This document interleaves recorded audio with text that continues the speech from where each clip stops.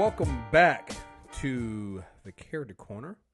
I had to make sure it was the right show because we've been scheduling to do this show. I swear to God, we scheduled to do this show like 2 weeks in a row. At least once it was my fault.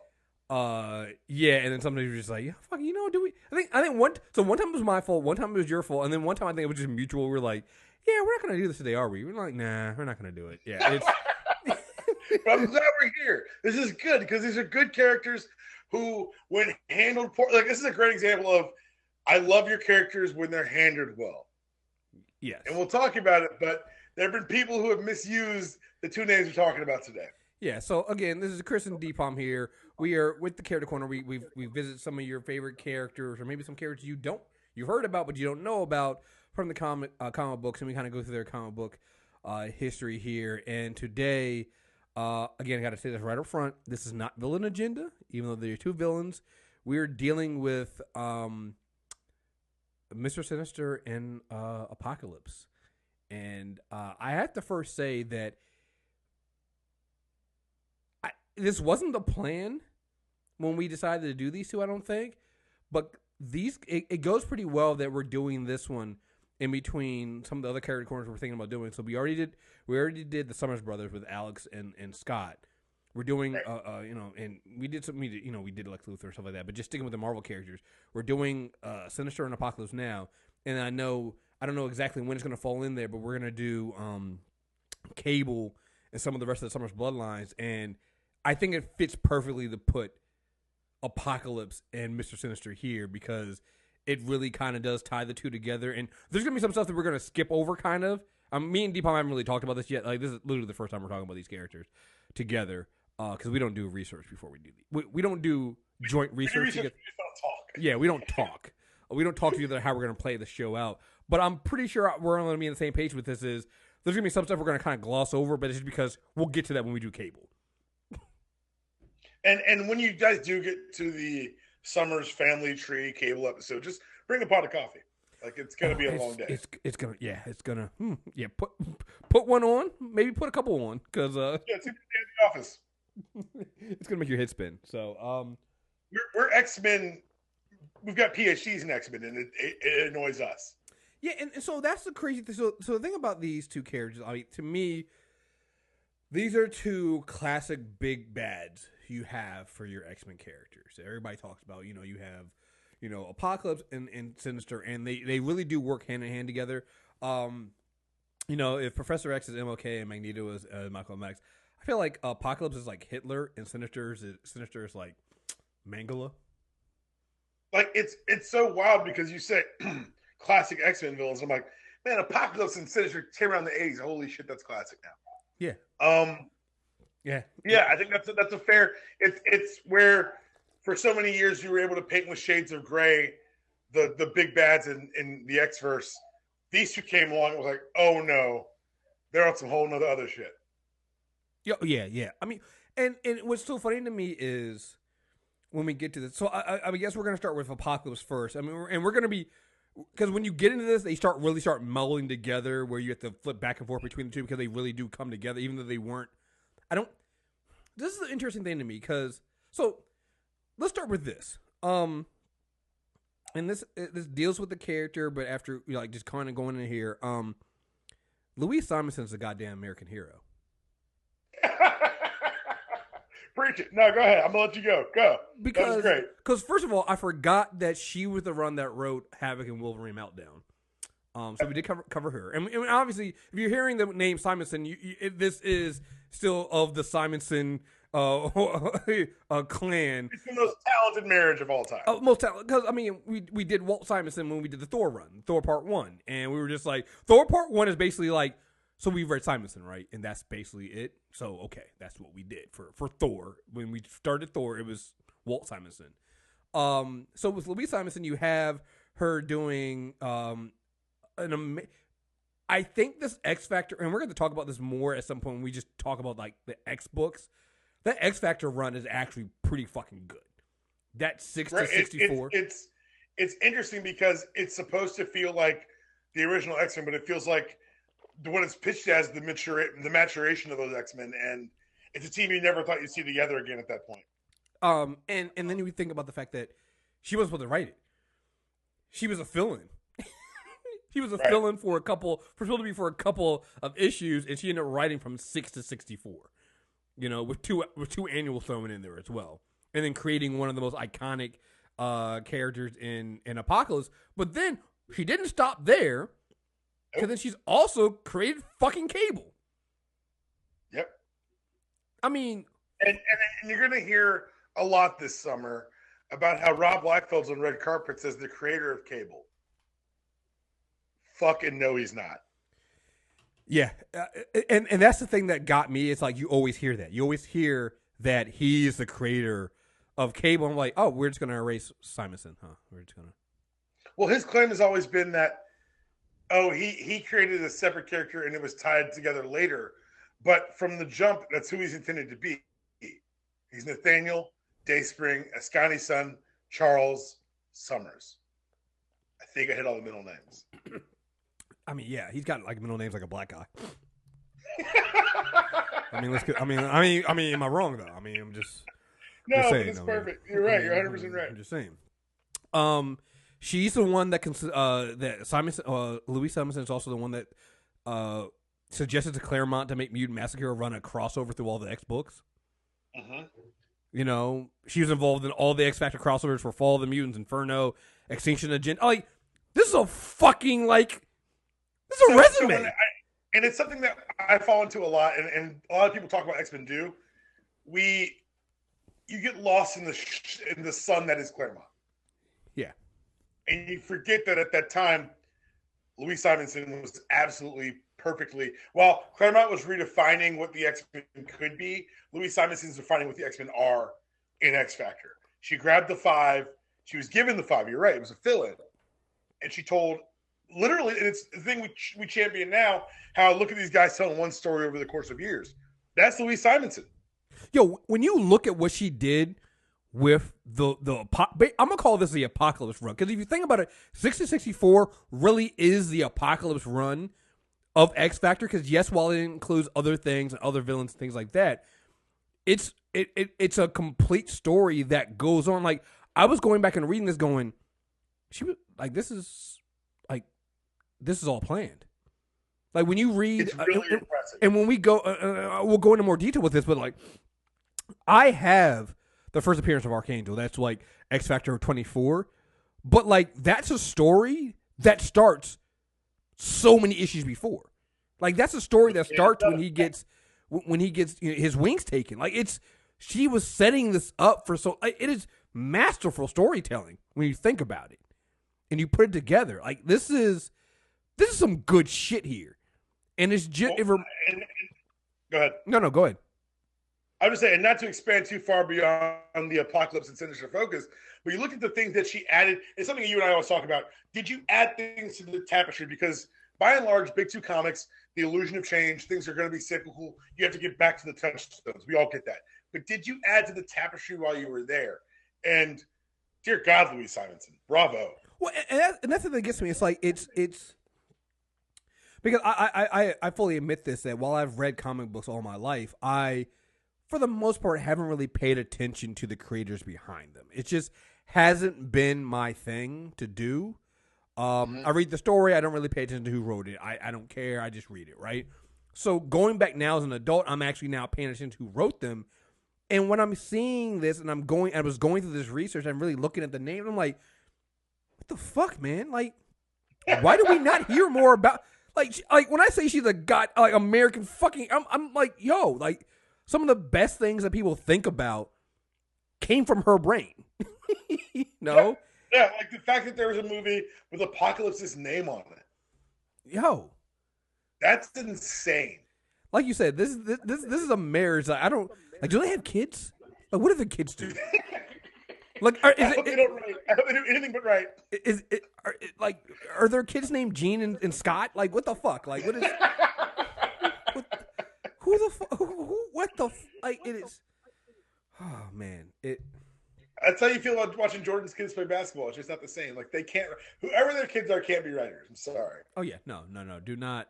This is truly. Chase your dreams, unless your dreams are writing. Mm-hmm. Chasing So this is I pulled this off of Wikipedia, and it's a quote from I can't remember where exactly they pulled it from, but this is Simonson talking about the creating of Apocalypse. When X Factor was created, it caused a split in the mutant world, and several seminal characters were pulled out of Chris Claremont's X-Men. Apocalypse was the first mutant, a brilliant shapeshifter who is virtually immortal and sees himself as the father of mutant kind. In his early years, was covered in X Factor Forever miniseries, which we'll get into later, Apocalypse encountered the Celestials and realized that there was time when humanity might be judged unworthy and destroyed. Consequently, he's been using Darwinian principles, survival of the fittest, to kill off the weak and force the survivors to grow strong, to push humanity to get better and more powerful. He considers himself the apocalypse of the modern man and the father of what humanity will come next, mutant kind. Of what humanity will come next, mutant kind. Where Magneto sees mutants at the next step of evolution and strikes to protect all mutants, Apocalypse believes in the absolute survival of the fittest. So if the Hulk, for example, is stronger than the X-Men's Colossus, well, in Apocalypse's world, he would say, bye-bye, comrade. And it's fascinating to me to see that, I can't remember who she took over for after the first 5 issues, the filling she did. But I remember they were talking about how originally that the big bad that they had been setting up. Because the interesting thing that you'll see about both Mr. Sinister and Apocalypse is before you see the villain, they lay the groundwork like almost from the beginning.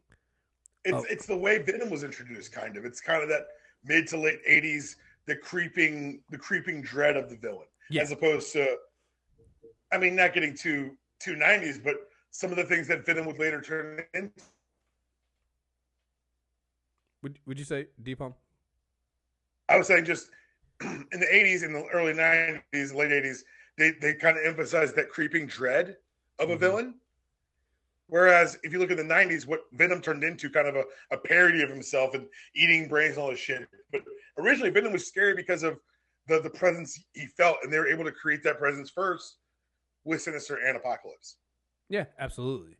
And I remember correctly, at first they were going to make it the owl was going to be the villain, and they were like, no, we got to do something better than that. And in issue 5 of X Factor, Volume 1, you get the first silhouette of Apocalypse, but it doesn't mess up with its full appearances in issue 6. And I think I actually have issue 6 of that. That first appearance of the survival of the fittest mutant, and yeah, I mean that it sets history because he then becomes this basically, if you want, larger than life figure. But like you said, the basis of this stuff is always survival of the fittest, and we'll get into that. Before we get into this, let's get into the power set, I guess, of Apocalypse, which. It depends on who's writing. Sorry. Well, no, and so when it's funny when we get to him and Sinister, that's the thing about these two characters. If you ever were to ask me at any point what their power set is, like you said, it depends on the writer and depends on, like, to me, Apocalypse and both Sinister, huh? It depends on the plot because both of them, they're written to what's needed in the story. Well, you know what? And that's what makes them dangerous for bad writers. We'll talk about that later, too. Well, you know what makes me... You know what it reminds me of? If you were playing games when you were a little kid and you play superpowers, right? And there was always that one kid that would just make up some random superpower, and you were like, well, then fine. I have kryptonite, and you have Superman's powers. Well, I absorb kryptonite. Like, it just... Whatever it was, they would adapt their powers to somehow have the strongest powers. And you're like... You can't do that. That's cheating. That, to me, is Apocalypse, and to a lesser extent, Mr. Sinister. And so just from looking through all the stuff I have, you have the standard super strength, endurance, intelligence, flight, and energy manipulation, which energy manipulation can be anything. It's that umbrella power. Yeah, it's the umbrella power. And then on top of that, you have the healing factor, the telekinesis, augmenting and supercharging powers of other mutants, turning the dust into larger forms of matter, and vice versa. Self-molecular control. Here's the other crazy thing about both him and Sinister when it comes to this kind of stuff. You never know where it's their powers or it's technology. And that's one of my favorite things about Apocalypse is that the Celestials as a concept had always existed in Marvel Cosmic. They were the space gods who created basically everything. Louise Simonson said in her original outline, this is a mutant who met with a celestial technology and took the lesson of survival from the fittest.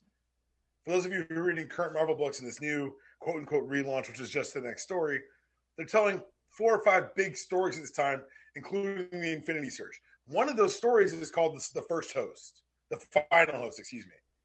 It's about a celestial that died on Earth millions of years ago. And it was seen in Legacy 1. You tell the flashback with the old Phoenix, with Thor, with Odin with Mjolnir, and the old Ghost Rider riding a woolly mammoth, which is pretty fucking metal. Awesome.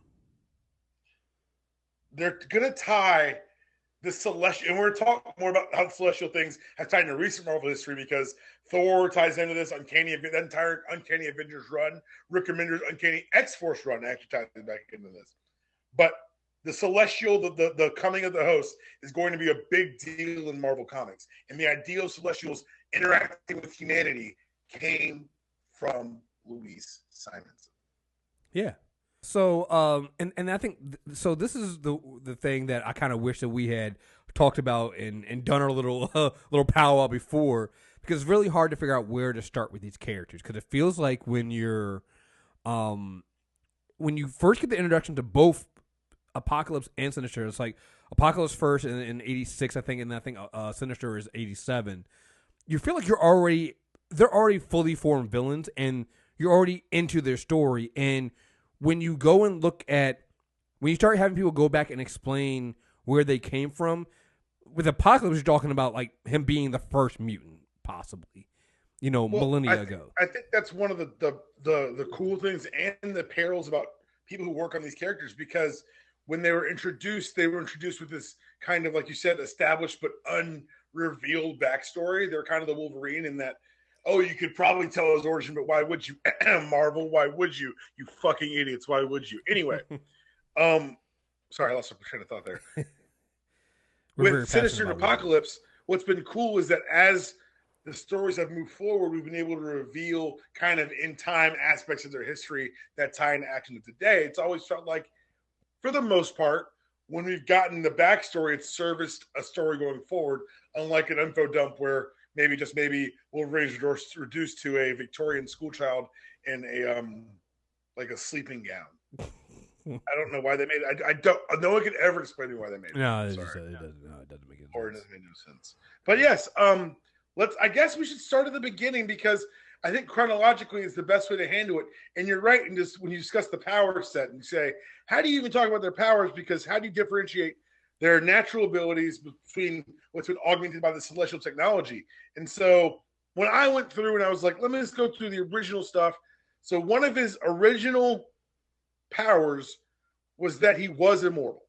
He's always been immortal. Yes. He was born different. He was found in the desert by, I believe, the leader of the tribe at the time. His name was Baal. Yes. So this is through the Rise of Apocalypse. Mm-hmm. The Rise of Apocalypse miniseries. Mm-hmm. And what's interesting is that they were able to tie kind of this miniseries in that we already knew about the history. So Ramatut came back to ancient Egypt at one point. Ramatut's another name for Kang. In the early Marvel comics, Kang is fought in ancient Egypt by the Fantastic Four. But because Marvel history works in a fairly linear fashion, it was easier for other people to come back and say, wait, why was Kang in this time period? Mm-hmm. The answer was he came back to get his claws into Sabah-Nur early. The most powerful mutant who would ever live. The purveyor of survival of the fittest. He wanted to have his claws in him now. And all he really did was set it in motion. Go ahead. So all he really did was set it in motion. Exactly. And that's one of the cool things about Marvel time travel. They've always tried to make sense, because they do care about the continuity and they want to make sure everything makes sense. And so you're right. His attempts to secure Noor as someone he could influence, unwittingly unleash the mutant onto the ancient world that would become known as Apocalypse. Yeah, he literally at this point he ends up killing people that Noor cares about and raised him. His Ball, the father who raised him, he ends up turning against the woman who Apocalypse was attracted to against him by showing her what Apocalypse's true form looked like and showing him as being hideous. So what ends up happening is Apocalypse, becomes. It's at this point that Apocalypse deems that man is not worthy, and that he really and again him. I think there were the Storm Riders. That's when he learned about survival of the fittest. But he really hadn't. If you will, never had a cold heart until this point. Right. And go ahead. Well, and that's also where you see his first interaction with the celestial technology, and also Osmandius, who becomes his. I put this in quotes. Faithful and loyal servant. Yeah, man, slave dog. Like he's a slave. Yeah, like he's a man, slave who got turned into sand. Well, and you used to feel bad for him until you read this book and you're like, oh, well, you were basically a warlord, and you kind of had it fucking coming. And so much is that you can have it coming when dealing with literally the apocalypse. True, valid point. Like, let's preface all that. So I'm going to mention something here that I don't think either one of us really thought about, but apparently they're finishing this book this spring. I want to put it back in everyone's heads. At a certain point, Jonathan Hickman was writing a book called S.H.I.E.L.D., and it involved the secret history of the Marvel Universe. And in one of those books, it's revealed that Imhotep, the founders of Khonshu, the protectorate who would form the Moon Knight, and the original Brotherhood of the Shield joined forces to fend off a brood invasion. I say that to say this. No one read this book but me and like 7 other people, and that's fine. It came out on a shitty schedule, and it involved Leonardo da Vinci helping develop S.H.I.E.L.D. It actually explains a lot of some of the people who are in Secret Wars don't make sense unless you read this book. Which, by the way, I got to go back and read Secret Warriors. Oh no, it's in Secret Wars, but it's also in Secret Wars. Oh, I'm just saying I need to go back and read it again. I just want to read. Oh, always. That's the tweet that needs no timestamp. Yeah. I say that to say this: they've found a way to successfully weave Apocalypse into the history of the Marvel Universe, and I don't think we can touch on them all here. We can't do them all. Because at one point he kills Dracula. At one point he fights Thor. Yeah. It's tough to cover. But immediately after the Fantastic Four and Kang, for all intents and purposes, lead the timeline, then the rise of the apocalypse truly comes. Clan Akaba is named after him, which would later rear its head in later Marvel tales. Coming soon to a character corner near you. They found a way to keep seeding and making this character interesting by tying him deeper into the Marvel Universe. Well, I don't know if you... Go ahead. He's an easy character to do that, but both him and Sinister, they're easy to tie in because of basically being immortal. Right. And it's interesting. I don't know if you finished the Uncanny Avengers run, but there's some flashback stories where Thor, before he has the hammer, is fighting Apocalypse on Earth. And he has the axe Jabberjorn enchanted so that it can crack celestial armor. And that ends up costing him the world centuries later. Right. And it's amazing because that series is all Kang manipulating even Apocalypse through time. And so I think it's interesting how this character goes from being an X-Men villain, created in X-Men for X-Men purposes, and becomes basically on the level of a Doom, a Kang for the Marvel Universe. Yeah, it's funny to me because you're right. I mean, he does span those groups sometimes, but I've always wondered why they didn't do it more. Like, I feel like he is. Yeah. And I get it because the X books that I've kind of actually almost always been their own thing. So I get it on that respect, but he kind of almost feels like he should be bigger because he feels like he is almost an unkillable force that can basically do anything and be anything. You know, don't tell Cable. Well, yeah, that whole thing is just we're getting to that in a second. I guess we can. If we're going through this back stuff, and then we'll come into the more that volume 1 of X Factor. Maybe we should talk about the further adventures of Phoenix and Cyclops, because that kind of brings in Sinister a little bit here, and kind of tells that origin story of Apocalypse and Sinister. Yeah, you're right, and let's do that right now, because throughout time, and if you go back and read some of the minis and the other things that Apocalypse has been thrown into later, you see him have a hand in creation of some of the more powerful mutants in the Marvel Universe. Exodus is created by him in the 12th century. He ends up encountering the Black Knight, Dane Whitman, who's time traveling from the Avengers in our present time. But you're right, the most notable person whose life he touched, it happened in the 1800s, Victorian England, and Saban Noor met a doctor. Yeah, Dr. Nathan Essex. And it's funny because this is the further adventures of Phoenix and Cyclops obviously is a Jean and Scott story. Another time when they get pulled into the future, and they're basically told you have to, in order to save the world, you have to basically. I think they're told to protect the man named Essex, and they realize it's Mister Sinister, and they don't understand what their duty is. They don't know if they're supposed to stop him from joining Apocalypse. Because I mean, you got to remember at this point, because we're not going.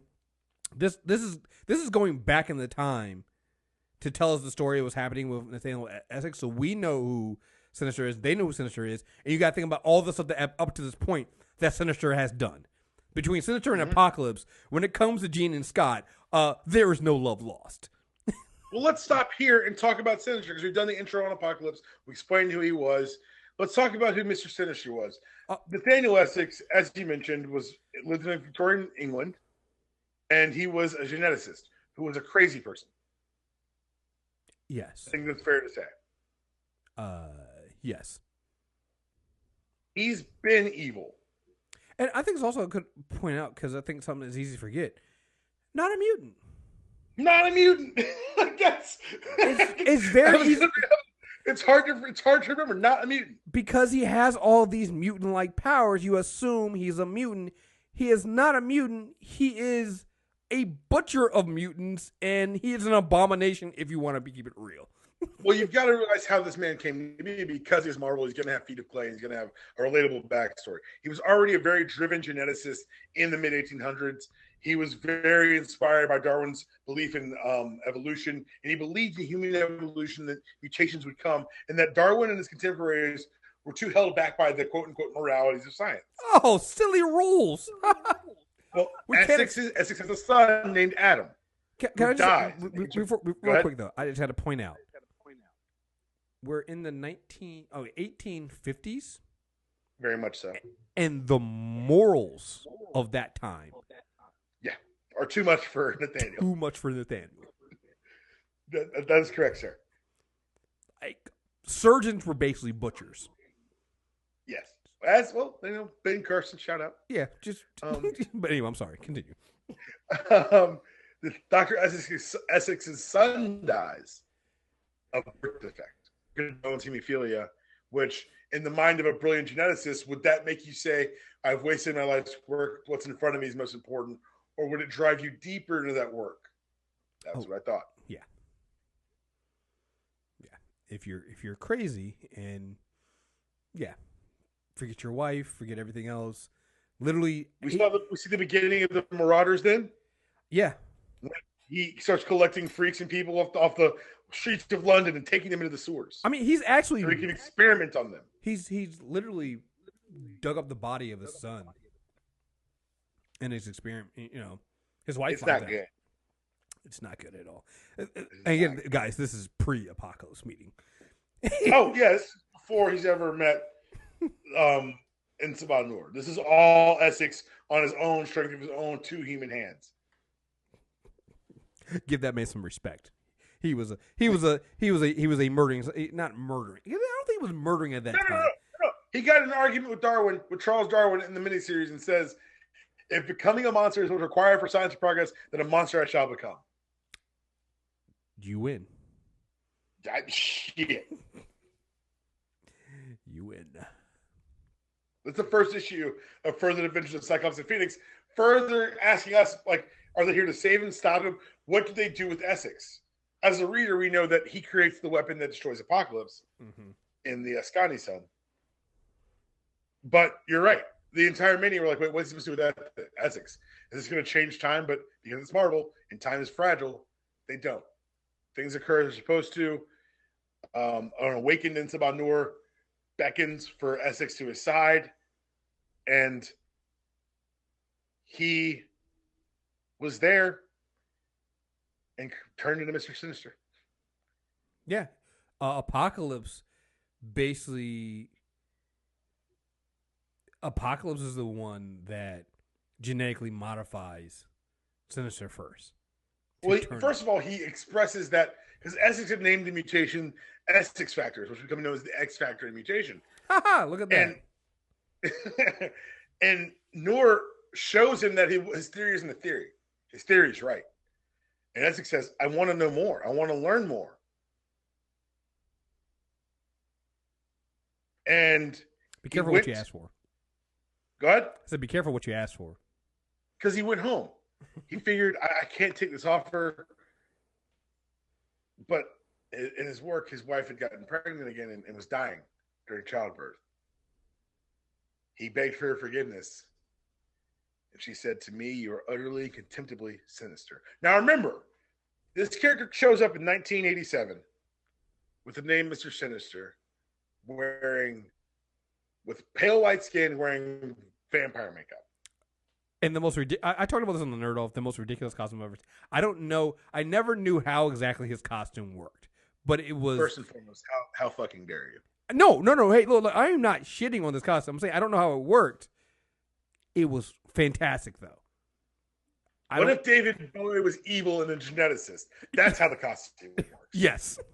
It really. That's how the costume. Oh God, man! Now you got me thinking about what would have happened if we ever had a Mr. Sinister with David Bowie playing Mr. Sinister. It's Dark Bowie. He's Dark Bowie. He's God. The Magus to Bowie's Adam Strange. Shit. Sorry, but think about it. When the character's introduced, Mr. Sinister is kind of a ridiculous high concept. We'll talk about how they presented him in such a creepy and disturbing manner to make him a real threat. But this is the first time we get the origin of the name Mr. Sinister. Yeah. And it's here's the thing, when you read this, it is, you get it, because he basically when Apocalypse asked, Apocalypse was like calling Mr. Essex, he's like, no, call me, it's like something like call me what I really am, and it's just Sinister. And it's just you almost, the way they do this, they almost make you feel bad for him, because you're thinking as his wife is dying. He's begging her forgiveness. He's turned away from Apocalypse. Maybe he's done it. He's going to do it. And she rejects him with her dying breath. She condemns him. And you're like, fuck, he's gone. He's gone. He fully gives in.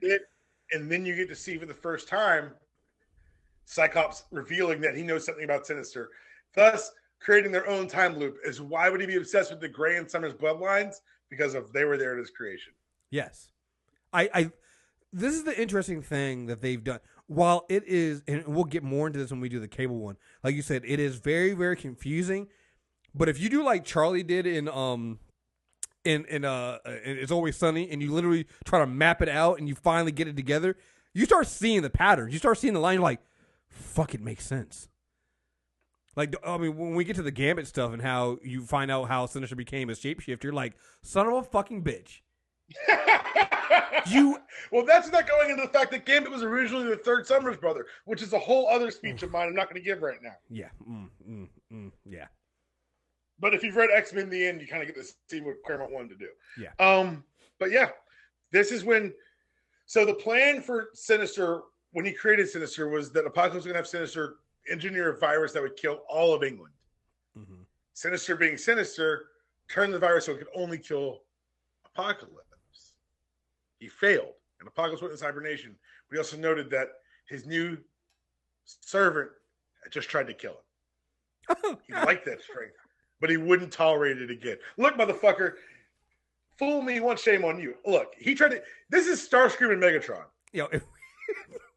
Why do you keep like? There's one comic where all the Decepticons are back online, and Megatron's bitching to Prime. He says, "Every time I do it, they ask me, of all the Decepticons in my ranks, why do I insist on rebuilding Starscream? He's only going to shoot me in the back." And they're like, "Hey, man, his name is Sinister." Right. And that was the funny thing to me is like when Apocalypse basically goes, "That was cute," and it's not just anything that Sinister creates. It's the techno-organic virus that he tries. Oh yeah, it's TO. That's where TO comes from. So again, it's like the full circle of everything that happens, and then later on you see that that's what Apocalypse infects Nathan Summers. It's just like it's a mind fucked when you think about it. You're like, how did you all weave this tale? I mean, we know there's some tumbles here and there, but how did you guys make this work? Right, at the largest, like, step back, furthest possible view of the story. It's a beautiful story. You get closer, it gets fuzzy, but right. So after Apocalypse dies, Apocalypse doesn't die. Apocalypse goes into hibernation. Sinister is immortal. He doesn't need to sleep. So he opens a clinic in New York in the 19th century, and got his first Summers victim, Daniel Summers, as he came over to America. And that was kind of the space he lived in. He promised to try to build the perfect mutant for Apocalypse, but in reality, he was trying to build the perfect weapon to kill his master. Well, it was two things. About 1890s. Well, it's two things. It's one, perfect weapon to kill his master, but it's also because when you look at from the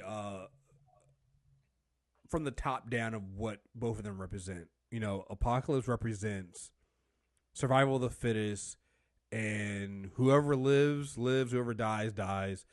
If you die, it's because you weren't strong enough, and that's it. That's his only view. It's a very black and white, 1-0 view.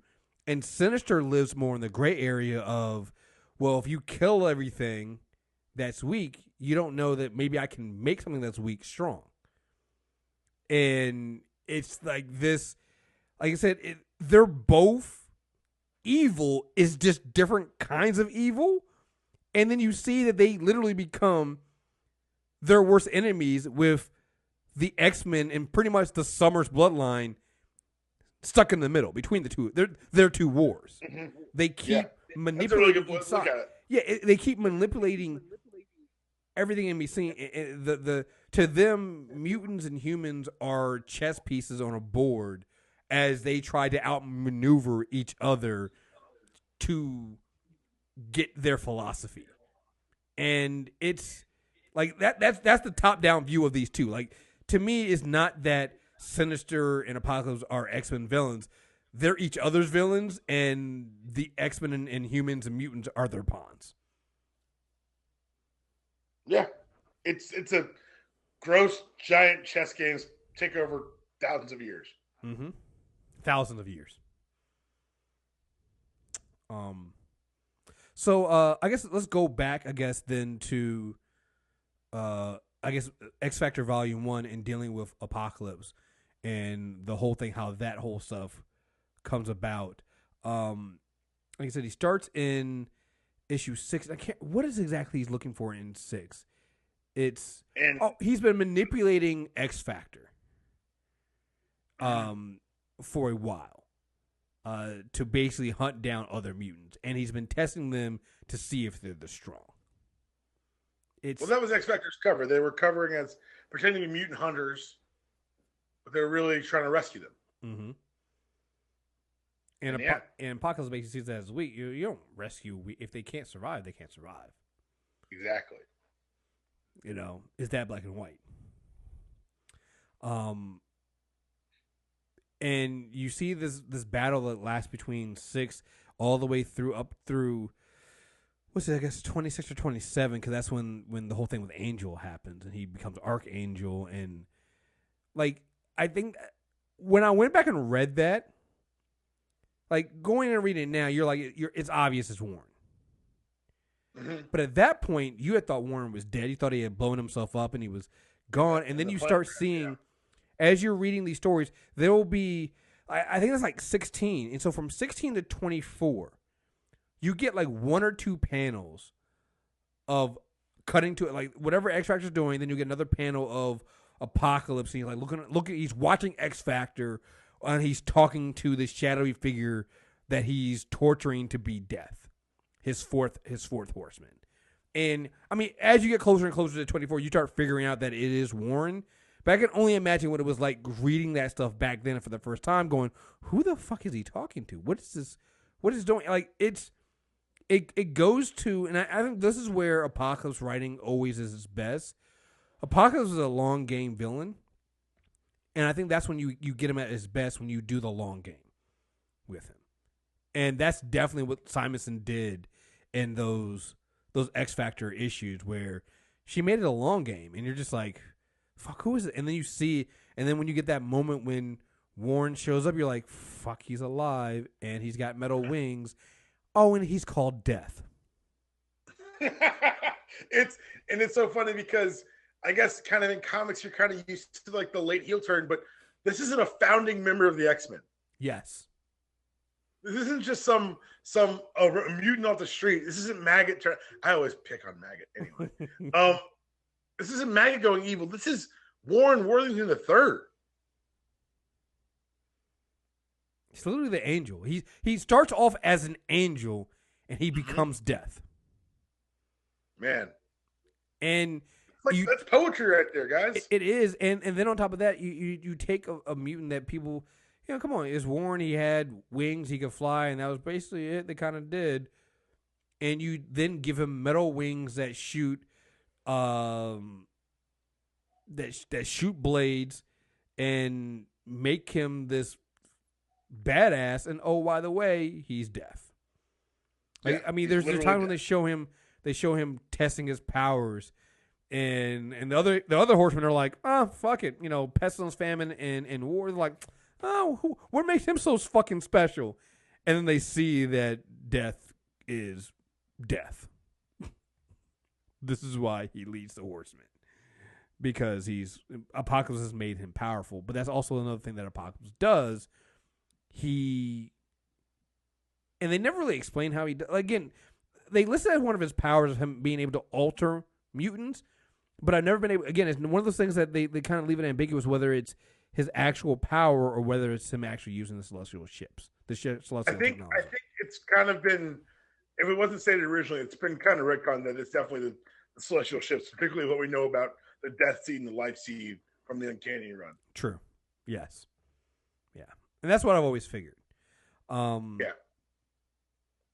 And yeah, so and so I want to stop here before we go more into like these characters. I really want to get out of the 80s with these characters, but I do want to talk real quick. Did you read X Factor Forever? I read it the first time. I didn't reread it for this. Okay, this was my first time reading it, and so basically what it was, because Simonson's run on X Factor stops at 64, which I believe is right before the whole thing that goes down with Apocalypse infecting baby Nate with the techno-organic virus, and and Nate being revealed as the weapon that Sinister has created. So she finishes her run before then. So what happens, and she later on, I think in like 2011, it's kind of like what they did with the Clone Saga when they did those 6-issue miniseries on that, and kind of said this is how we really wanted to end it and how we wanted to do it.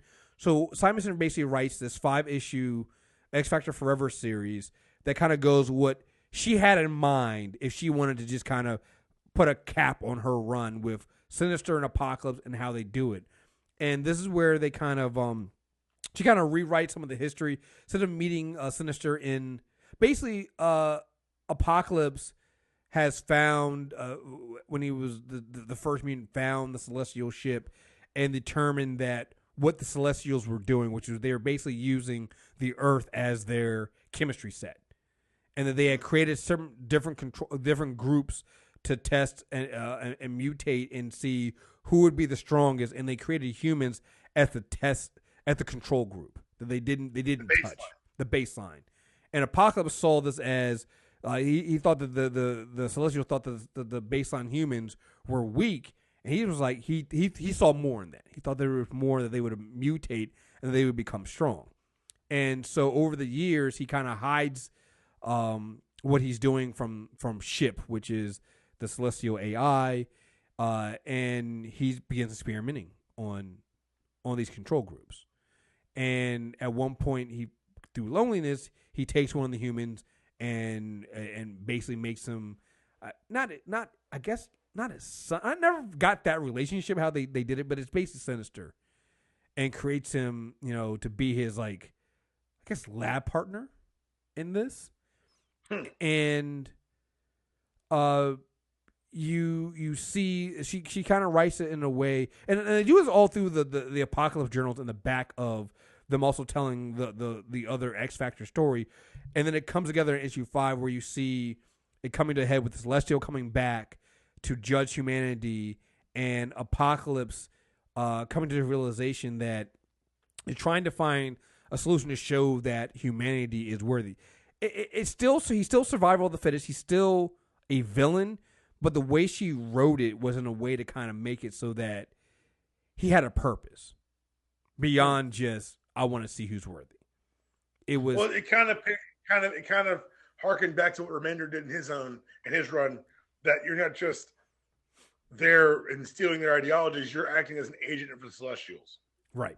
To prepare the world for their second coming. Right. And he also brought up a good point, because again, it doesn't make sense now when you look at all the history of Marvel Comics, but at that time when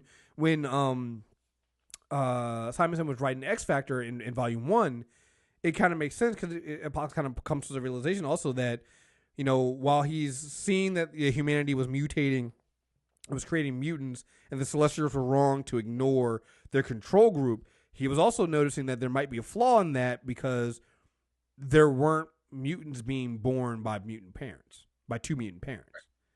And then you see, because at this time, you got to think about it, Nate Summers was basically the first significant one that you could think of. But well, it's the first. Yeah, that's fair. Yeah, but again, going back to that Volume 1 stuff, because then there were a couple others, but I think he kind of had excuses for them why they weren't the same. But then even with Nate Summers, he was like, well, that might be different, because he found out that, and we'll get into this a little bit later when we talk about Sinister, Nate Summers really isn't Jean Grey's child. Right. She's Madeline Pryor's, and she was a clone of Jean Grey, and that was due to Sinister. And Apocalypse was like, maybe Nate isn't the answer to the Celestial question, because it's also due to the manipulations of his protege, and that maybe Nate isn't the pure mutant born of two mutant parents that he thinks of, because he wasn't sure how much manipulation Sinister had done. Like, Sinister had basically ruined the control group with his,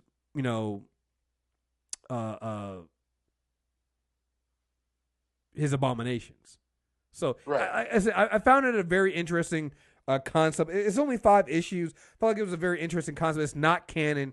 I saw it as very interesting of the way they did it. And basically, in the end, Apocalypse ended up taking down the ship, the Celestial ship, himself and Sinister all at the same time, once it's determined that, Nate is the answer to what Apocalypse was looking for. So I thought it was interesting. I thought it was a nice little way of, I can see where they were going with that. It's a more concise take on the characters, I think. Yeah. And we'll talk about how things got a lot of fans. Yeah. At this point, I guess go back to Sinister and finish up his first appearance. Again, another one just like Apocalypse, I mentioned early on. He was first mentioned. Saber first mentioned the character during Mutant Massacre and Uncanny X-Men 213, but he doesn't actually make his first appearance until 221. And you see that he's basically, the Marauders are his. He has basically 2 big groups: the Marauders, who are basically mutant assassins who are known for murdering the Morlocks. And then also his personal strike force, the Nasty Boys, who they live up to their fucking name. Who do you think was invented first, listeners? The team with the cool name or the Nasty Boys? Correct. The Marauders were first. The Marauders were best. The Marauders are fucking terrified. There is I don't normally do this. There's an X-Men fan fiction. I can't remember the fucking name of it. Oh, it's going to bug the hell out of me. Devils Do. And if it's graphic and it's brutal, but it's the Marauders killing the X-Men. And the idea behind the Marauders is these are assassins, these are mutants, these are killers, but they're also clones. So Sinister, it's an ever expendable strike force by Sinister, and they invented the Nasty Boys so they wouldn't dilute the Marauders. And I, for one, am all for it. But if you ever find, if you can Google, I don't know where it is on the web anymore, but I read it when I was in high school, I think. It's from the post-Onslaught era X-Men. And it's them fighting the Marauders. And at one point, they're in the sewers again because it's the anniversary of the Warlock Massacre. And that's they draw them back in there. And they send Quicksilver to scout the way ahead. And you read first person because he never feels the filaments that slice him into tiny bits, tiny pieces. It's fucking brutal. But it's the Marauders written. And that's why I always turn to the Warlock Massacre because they've kind of powered down the Marauders over years. But there is a point where this strike force, powered by Sinister, backed by Sinister, and backed by innumerable clones, was terrifying. Yeah. I mean, it was a slaughter. And going back to Gambit led him there. Yeah, we find out later. Gambit led them there. Will lead to some interesting conversations later on. Gambit led him there. Also, this is why at one point after Caliban had joined the X Factor, he ends up leaving X Factor to join Apocalypse to be given the power to seek revenge on those people that were killed and slaughtered. Meanwhile, they were slaughtered at the hands of someone that Apocalypse had created. It's a lot, man. Sinister's a lot because he literally sees, and they let her retcon what he was doing in the sewers with Sugar Man, which they probably shouldn't have done. Oh, I just ignored that stuff. Yeah, you kind of have to. Like sometimes adding things to the tapestry does not make them better. This is definitely one of those situations where the massacre was the massacre, and Nathaniel Essex was behind it because he was tired of the experiments, and it's brutal, and it's hard to read, but it has lasting effects on the X-Men. It's the first time X Factor figured out that the X-Men are alive. Yeah. Because they don't see them in the sewers, but they see like the remnants of the fights. Thor gets involved at some point. He's the one who ends up finding Angel. That's when Warren loses his rings. That's when Colossus is super heated and super cool, so he's trapped in his armored form and can't turn back for months. Kitty's rendered intangible and can't become solid. There's lasting effects on all the team from this, and it's because Mr. Sinister literally was like, "Go kill the Morlocks." Yeah, he is just it's a chess game to him.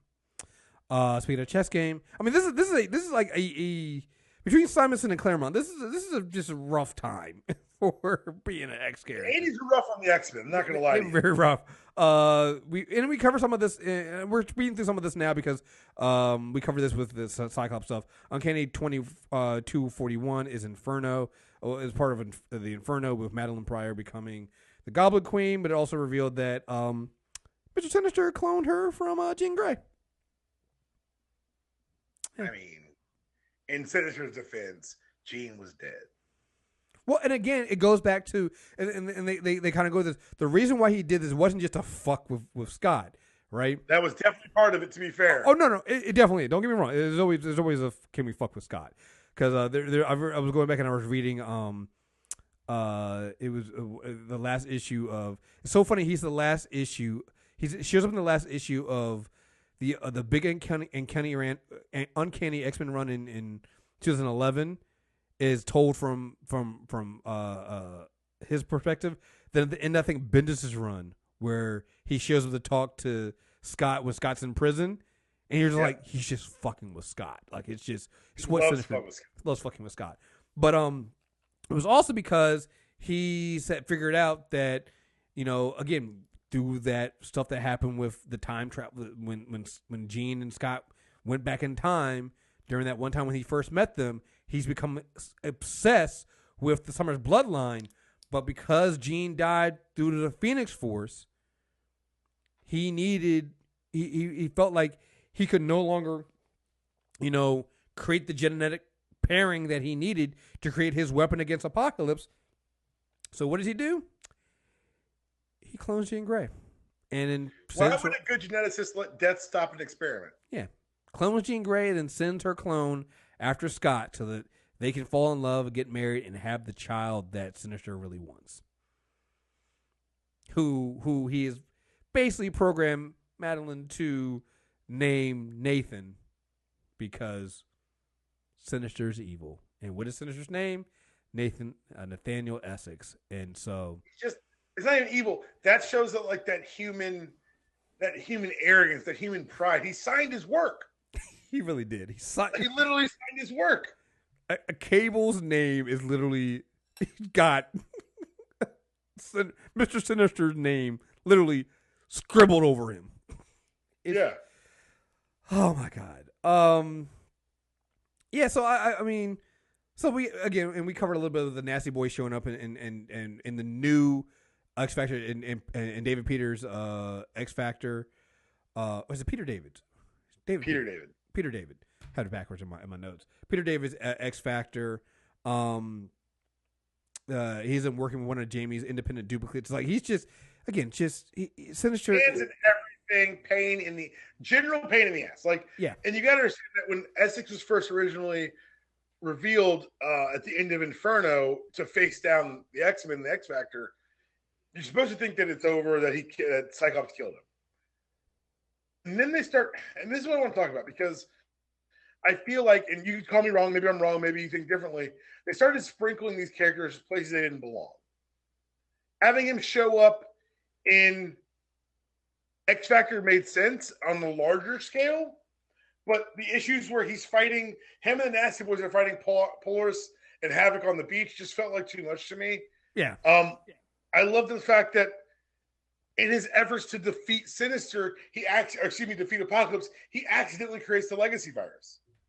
Oh, well, this goes into X-Cutioner song, which is so first we'll go back and I forgot we never did Sinister's powers. This is we'll keep it simple. Basically, smaller subset of Apocalypse powers, if you want to be honest. Right. Just a little bit weaker, and we'll find this out later when we get into the game and stuff. Basically, powers he's stolen from other people, and that's what he does. He helps them and steals their powers. Yes. But yeah, X-Cutioner song. And we'll talk. I guess we'll talk more about that. We'll go more heavier into this when we do the Cable stuff. But I want to bring this up for two reasons. One, X-Cutioner song was the first. This is 1992, 1993. This is probably the first complete crossover I ever bought as a child. This is my first one. And two, it is so fucking 90s. And I'll bring this up again when we do Cable. There is a panel where they show Cable, because again, Cable's this is where Cable is accused of killing or trying to kill Professor X. And you find out it's actually his clone, Strife. The 90s were weird, y'all. I'm sorry. What do you say? It was very fucking weird. Is his clone, Strife, who was also kind of working a deal with Sinister, because Sinister wanted, I think, the genetic material of Jean and Scott, and Strife wanted something else. Strife wanted something else in return. Oh, he wanted, I can't remember what exactly Strife wanted at that time, but it was just like it was all very, very there. But there's a scene where Cable is like strapping up and getting all these guns, and it is the most 90s fucking panel I've ever seen, because he's literally got all this fucking armor on. He's got like every fucking gun you can fucking imagine. It is absurd. And I'm like, I saw that and was like, this is 90s. This is what if there was one panel that represented the 90s, it's Cable with a shit ton of guns. Yep. That's it. But X-Cutioner song, I mean, well, it really is a Cable song. We'll get more into that when we talk about Cable. But Apocalypse is there. Strife has turned the Dark Riders against him. Almost kills him. And Apocalypse ended up forming an alliance with the X-Men temporarily to take down Strife. Apocalypse end up going up against the Dark Riders and beating them, almost dying, and asks Warren, who is Archangel at this point, to kill him, and Warren basically leaves him to die alone and not give him the clean death that he wants, which is kind of badass. But then also what you alluded to, one of the final panels in this series is basically Sinister having I can't remember who he had with him, but opening up the canister supposed to have the genetic material for Gina Scott, and it being empty, and then that character coughing, and Sinister just chuckling and going away saying you should take care of that cough, and it's basically the legacy virus has been released into the world, and that's what Strife did. Not great. No, and that leads to some horrible things going forward. It was Strife's the one who told him that was in there. Well, and again, so I don't think at that point you knew that he knew it. He reveals it later on that Strife had told him that, and Sinister went and did it anyway. Because Sinister's evil. And this is also my favorite panel in all of X-Men. When Sinister says, "You and your brothers." Yes. X-Men and 23. Scott calls him out. And he's like, "What'd you say? You said brothers." "No, I didn't. I must have slipped." Sinister doesn't slip. Sinister make mistakes. Oh. And he get paid off with Vulcan when it was intended originally to be Adam X, but always Grimmy was planned to be a clone of the Summers. Mm-hmm. But it ended up being Vulcan, and we'll talk about that, I guess, when we do the Summers family tree, which is just it loops back on itself a couple of times. Then time travels one branch does. It's weird. But yeah, Apocalypse comes back in I think Cable number 18. It doesn't really show him being resurrected, but he is. There's some other things going on. There's some false starts with people saying that they're going to resurrect. I think at one point is it Cable's son Genesis? I think that's who it was at one point. It's Tyler. Huh? Tyler Dayspring, aka Genesis. It's Cable's son. Yeah, was trying to resurrect Apocalypse and stop, but Apocalypse actually is shown to be resurrected there. I guess. I mean, there's not really anything too major here. Sinister starts putting his fingers in everything, and it feels like he was the go-to long-term. I'm going to be on this book for a long time. I'm going to throw Sinister in a panel. And so he starts making these appearances that are never really reconciled in lots of different books. Yes. And it's fine. It's whatever it is. It's just where I thought maybe we should have a tighter rein on the character, because the next time he does anything of note, I guess you're talking about your favorite story arc of all time. The Age of Apocalypse stuff? Yes, sir. Yeah, no, I love that. We did comic book clubs on all. I think we did 4 of them to cover all of those books, and yeah, it's basically a world what would happen if Charles Xavier wasn't alive, and you see it becomes the world of Apocalypse. Apocalypse being Lord of the World, with Sinister being one of his horsemen. Because obviously, with 2 of his prelates being the two Summers brothers, Alex and Scott, and you basically see what I love about that story is if you take away the alternate universe, Apocalypse and Sinister are the 2 most recognizable steady characters in it, because you're like, of course they would be this way. Sinister is forever scheming against Apocalypse. Apocalypse believes in the survival of the fittest. Mm-hmm. You have this whole thing with Sinister trying to find Nate Summers, the X-Man, who is basically what would happen if you took Cable and he was never infected with the techno-organic virus and could literally be the most powerful telepath and telekinesis on the fucking planet. Like, it's just all that stuff is there. Like, again, just kind of like when we talked about Lex Luthor, I feel like Apocalypse and Sinister, because we can start skipping over some of this stuff here because they're just too consistently, big picture wise, consistently written. Yeah, like, the stories might not. The stories might be stupid. The characterization's always consistent. Yeah. The stories tend to be stupid. Oh yeah, the stories get stupid because look, I remember the time when this is after Wolverine had lost his adamantium, and they were doing the whole thing of they were going to try to was it Genesis again was trying to it was the whole thing with Genesis trying to and Cyber, and they were trying to make Wolverine a horseman of Apocalypse, which eventually was happening in the storyline of the 12. But it's like all of this stuff is happening here, and it's like it's okay. No, some of it's not okay. I'm not even trying to lie. You can kind of skip over it. You can. I mean, and this is stuff that I was reading at the time, and I was just like, well, that's the okay. thing. I was really hoping that after Age of Apocalypse, we see a lot of those characters put on the shelf. I think they needed to be. Yeah, I'm not going to fight you on that. No, I think they needed to be, because like the stuff that happened there, I guess. And like, so let's go back into Sinister and talk about the Gambit stuff. So big picture wise, I think the Gambit stuff works and is interesting. You be careful because I really like the Gambit stuff. Huh?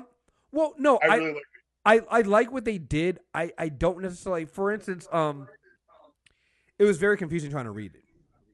Yeah. Yeah. And what you got to remember is that this is all being retconned in because I don't want to lie to you, but I think it's 150, X-Men 150, when Gambit reveals to Rogue and to Warren that he's the one who led the Marauders there. And it's never picked up on again. And that's where the Gambit stuff comes from. Yeah. Because, and they've been saying it for a while. I think in X-Men Volume 2, Number 6, Sabretooth kind of let slip that he knows Remy. Well, yeah, but they also pat him in that miniseries because they did a throwback story right after that where it shows him threatening to kill Remy's adopted brother and a girl. Yeah. Like, they did this thing where it would always stop it. Like, there's a secret, and they're like, oh, that's our past. Like, oh, well, that seems to answer that secret. Mm-hmm. But I think they did a good job with the Remy question because they didn't have an answer when they wrote it. And for me, the Gambit series, I've always been a big Gambit fan, so it's part of it. Oh no, but I liked how. Yeah. Go ahead. No, I love Gambit too, and because this also ties into. Shit, are somehow we're going to have to do a Gambit character corner at some point? Is that what this means? Because I'm going to say because it kind of also ties into the whole thing about how Bishop didn't like fucking Gambit at one point, and like he thought he was the witness. He thought he was the guy who remembered what happened when the X-Men were betrayed from within. Which speaking of retconning old plot lines, woohoo, Onslaught! Hey, buddy. Yeah. But yeah. Like I said, it's so weird because when you talk to Sinister, and you end up hitting the Scott Summer stuff, then at one point it becomes a Gambit thing. And like you said, it makes sense if at one point Gambit was supposed to be the Lost Summers brother because then that fits into there. But then later on, and we'll get to this later on down the line when we talk to X-Men Legacy, we then actually they have them tied into Xavier's background. So it's just like and the Rasputins. You're right, and the Rasputin. It's like it's always Sinister. He's always there. He's omnipresent. That's why I was like, sometimes it's just maybe just a little oversaturation. Yeah. Because what I didn't realize before reading this is after Age of Apocalypse does go on the shelf. No, he does. For about 3 years until Onslaught. Yeah. Yeah. But Sinister's always around.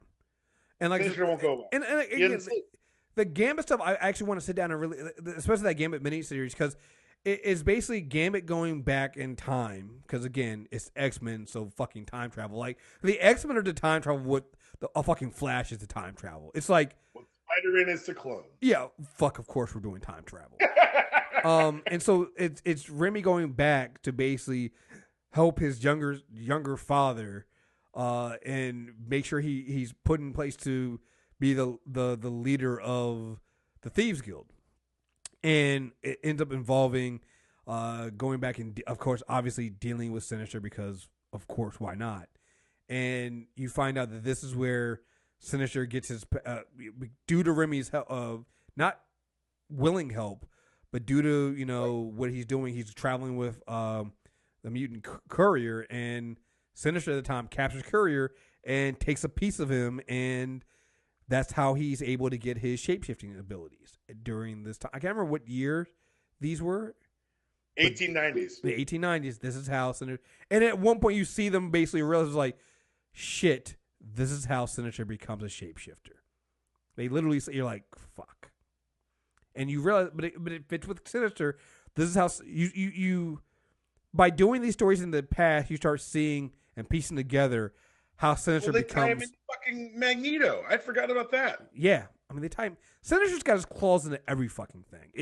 Ugh. You're right. It at one point it was over saturation. They really did because they shelve him, but then they don't really shelve him because it's just like It's all these flashback stories. One, there's the flashback stories, and he always comes back shortly after. It's never like he's dead for long, and it's just like you can't kill him. And we'll get into later on like how unkillable he is. Oh, he definitely dies at one point though. Yeah, so that's when was that? That was like, so was that Messiah Complex? M-Day. After M-Day, it's the Hunt for Hope. Yes. But I don't want to get too far ahead. Let's say where we were. Age of Apocalypse happens. We did a comic book called Please Go Premium and check that out because it's amazing. Now, the next major appearance of both of these characters is the 12 arc. Yes. The 12 arc was a part of a throwaway line from Louise Simonson in the 80s. She mentions, Apocalypse mentions offhandedly that the 12 is the only other way to replenish his power. I wanted the 12 arc to be really good. And I think I lied to myself when it came out. Because like a lot of different X-Men are in there and you get to see people. No. It's just not good. It's just not good. It's not. We covered it a little bit with Scott Summers. So I mean, yeah.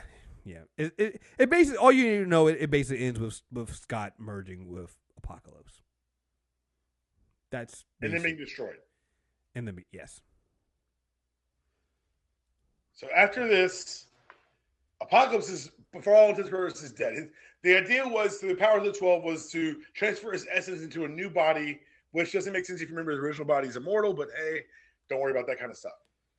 And the body he had chosen was Nate Gray, who had been reality shifted from the Age of Apocalypse reality, the unblemished Cable, the most powerful mutant in our reality, in any reality, really.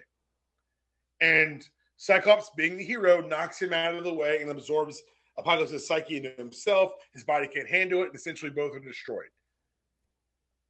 Well, after M-Day, Apocalypse is back because M-Day.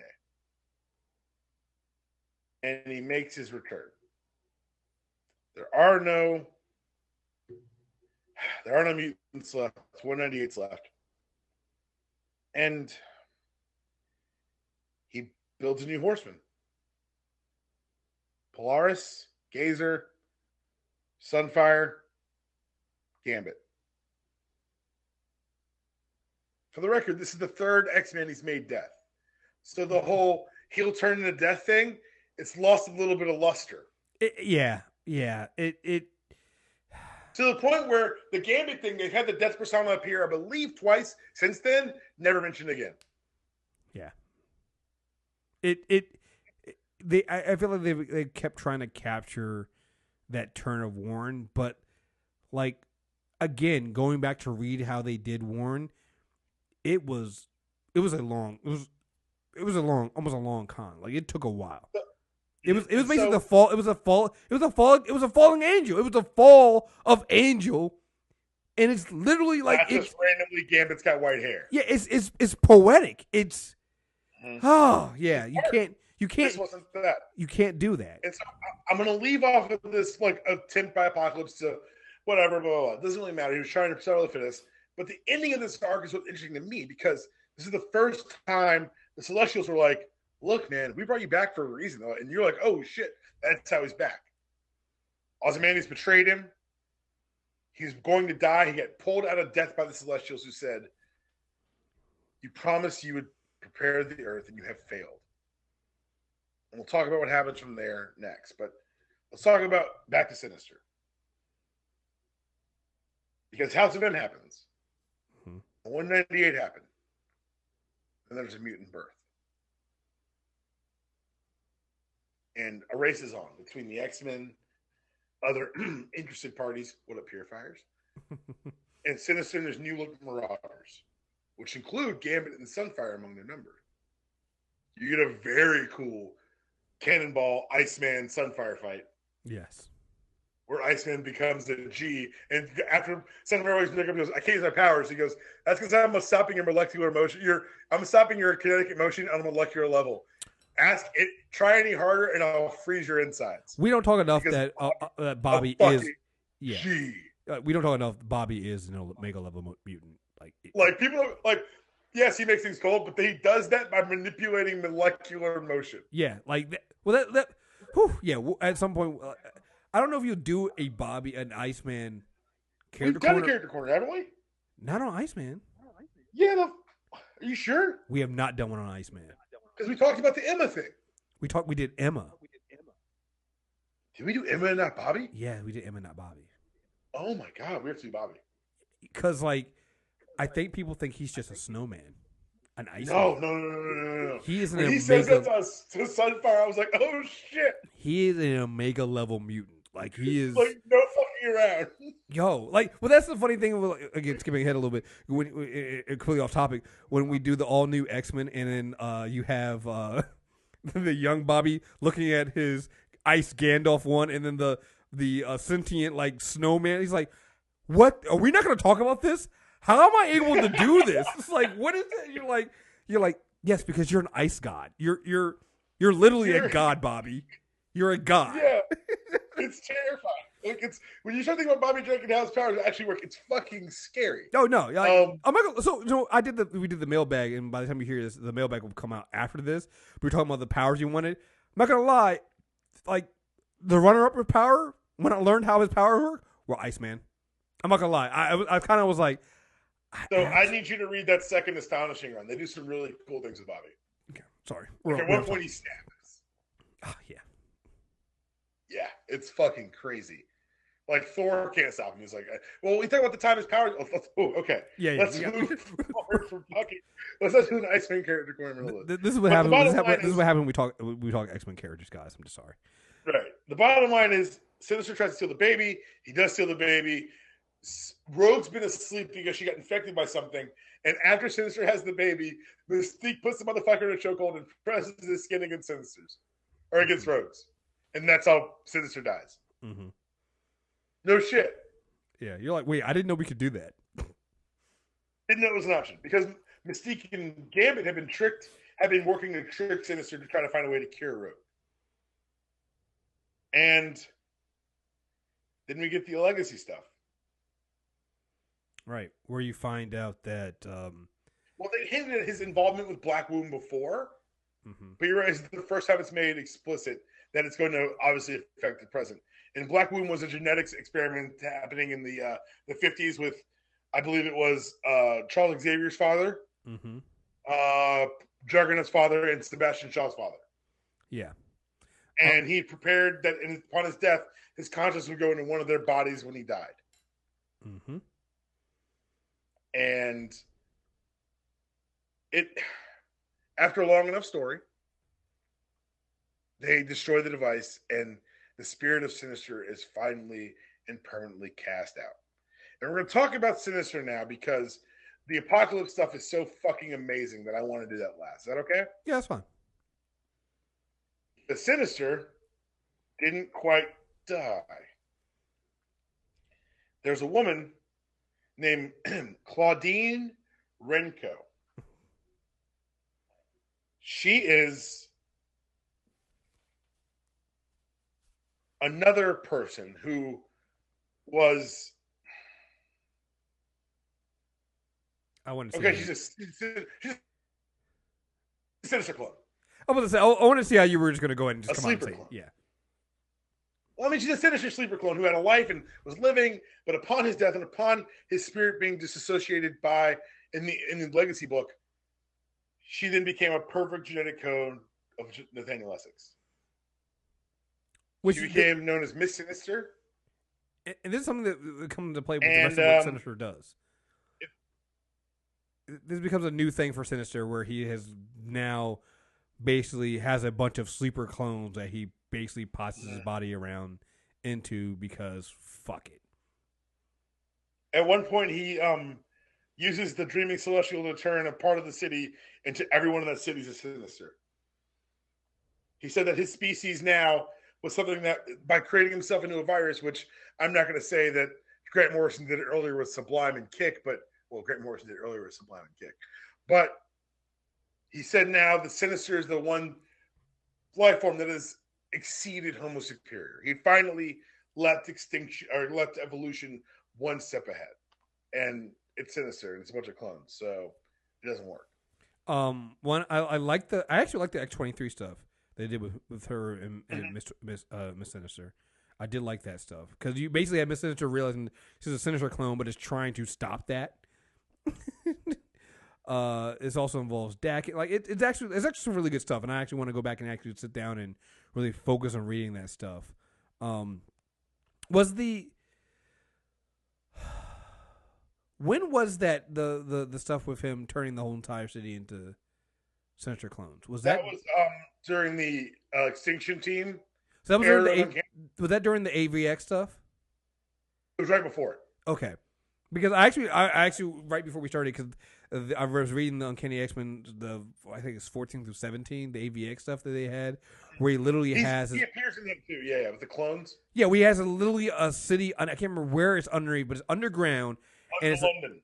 It's under London, and it's literally an entire it's Karen Gillan writing it, and I actually really enjoy that stuff because you literally see Sinister thinking he's going to take on the Phoenix Five, and it almost kind of works. Well, I really liked, and I was going to talk about this. We'll talk about this with the Apocalypse stuff. As I said, there was so much oversaturation at some points.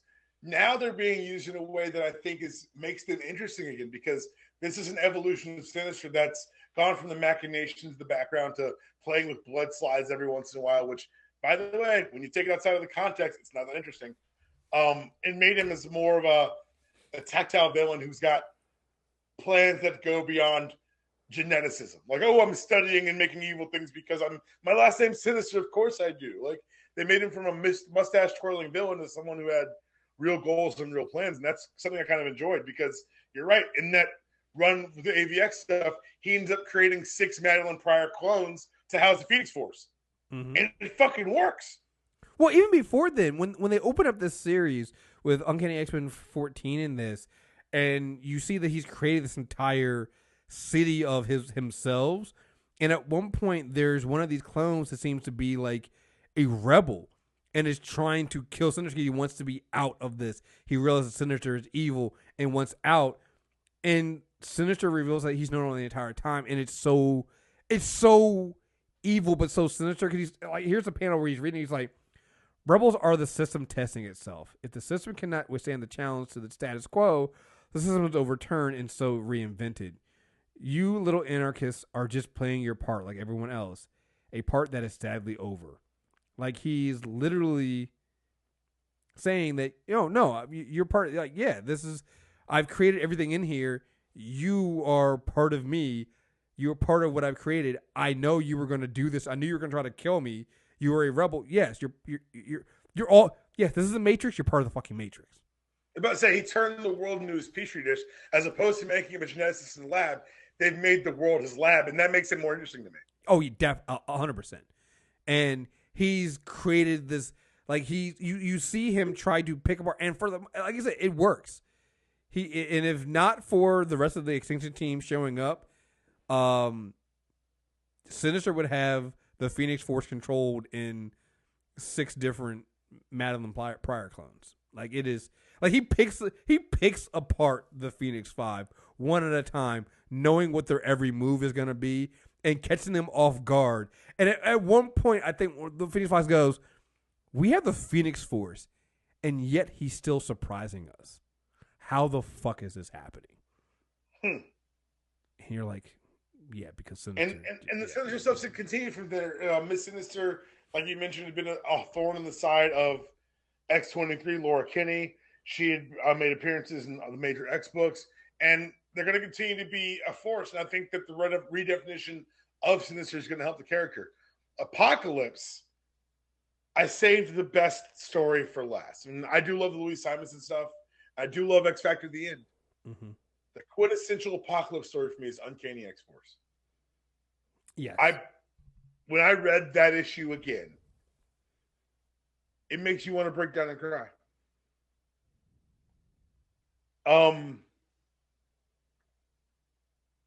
So it opens with Clan Dakaba having resurrected Apocalypse after his meeting with the Celestials. This time they brought him back in the form of a child. And the final horsemen were activated. Mutants that he had saved and collected over centuries. The most perfect iteration of his horsemen. War, pestilence, famine, and death. And they beat the shit out of the X-Force. Yo. And if you haven't read this stuff, I think we did a first half comic book club. The scenes in some of this, like when Wolverine's diving down and says, you know what, maybe this is the first nameless, faceless group of goons who gets to jump on the world famous Wolverine, but probably not. Right. And he guts them all. Yes. Yo, and like, at least they tried. Like, honestly. Yo, because remember, this is an X-Force team that has Wolverine and Deadpool on it, and it's Wolverine, Deadpool, Slock,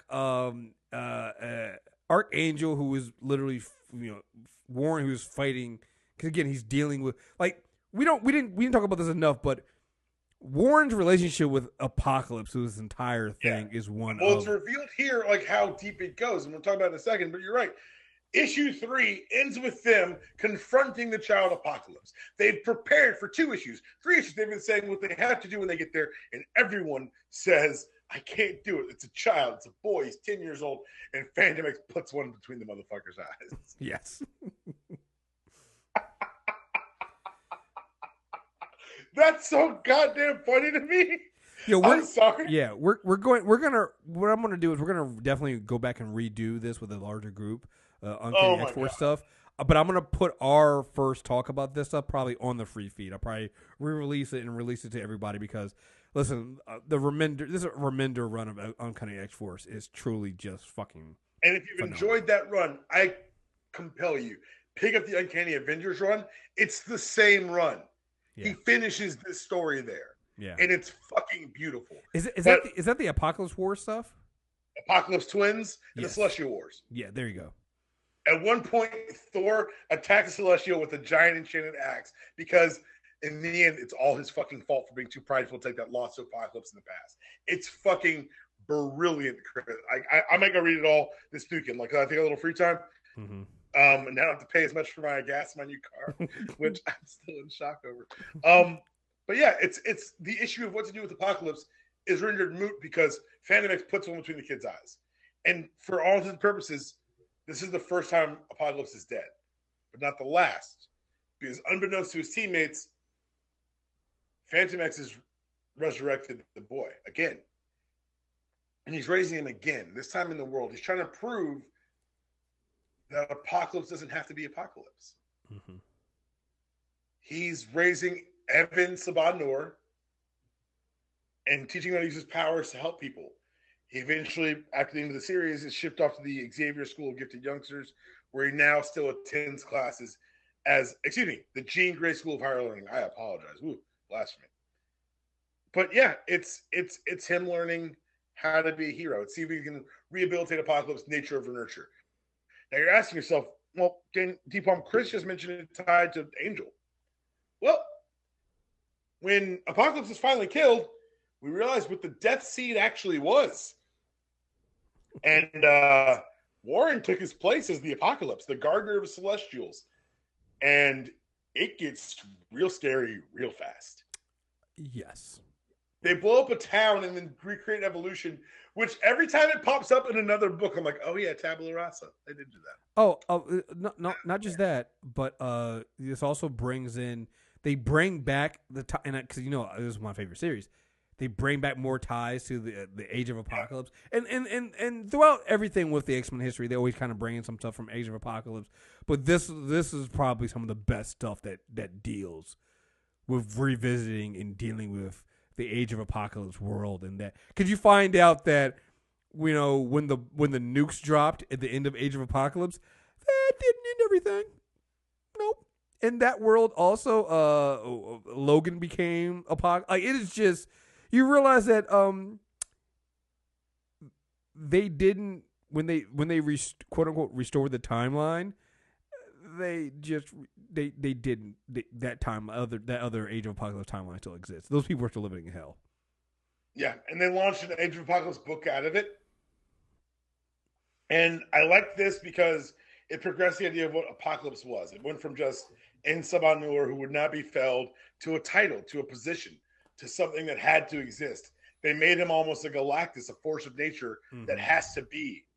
And I thought that was just a more interesting take on Apocalypse, and I'm enjoying kind of the things they've done with it soon. Like having him be at Jean Grey's school is a cool little wrinkle that I don't think any of us saw coming when this book first launched. Well, no, but it also makes sense because you think about it. When you tie in the Celestials, you feel like he has to be more than just the first mutant in this one. Like when you make it so that, like you said, he's a force of nature, that kind of fits more in line with why the Celestials will, one, save him at that one point, and two, even allow him to do what he's doing. And so, yeah, I agree with that. So, and that's kind of where I end with this character corner, with a greater appreciation for the two characters than I did coming in, because of what's been the idea that no idea is stale. That they were let creators come in and say, "Hey, man, we've done Sinister the same way for 20 years. Let me try something new. Hey, man, we've done Apocalypse the same way for 20 years. Let me try something new." And Marvel not just saying yes, but saying, "That's such a good fucking idea. We're going to let you build an entire Avengers book around the conceit in the Central and Uncanny X-Force." Mm-hmm. Yeah, no.